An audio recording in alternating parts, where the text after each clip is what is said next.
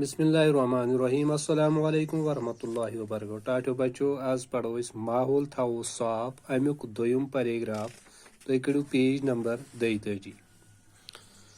Polythene तो plastic चीज यम चीज छिन गलान तो होचान यम छिन जमीनस मज फसल बवन दिवान यमन हुंद दह छु खतरनाक। टाटो बच्चो इस पॉलिथीन मोमजाम लिफाफ तो प्लास्टिक चीज ये त्रित सनान यम छिन जमीनस मज न गलान तो न होचान।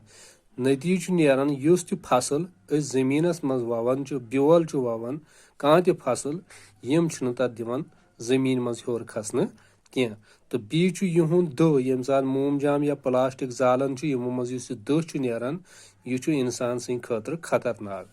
तो कुल चटन वोल यह माहौलुक दुश्मन। माहौल कित थवो साफ वन कथ कट बचो कथ कट थवन माहौल साफ।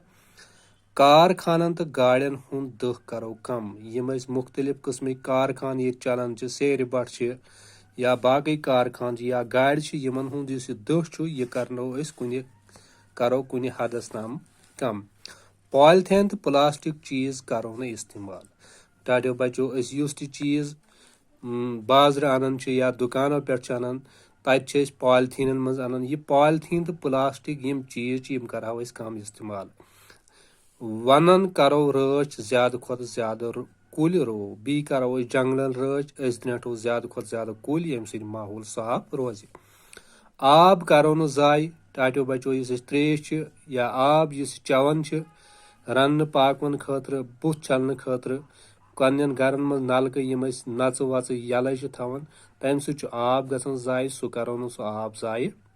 ोट तो ेठ दिमो न कलन दरित गर ोट नेरान या ेठ नेरान वेस्ट मटीरियल गर नेरान यह दिमो न कलन मज दरित कह। आब थवो साफ बल्कि थवो आब साफ तिज अगर यह ोट कल मज दिमो दरित तम सह आब गसान गंद।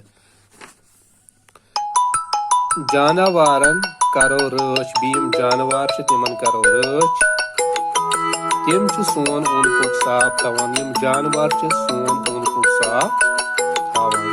शुक्रिया। आज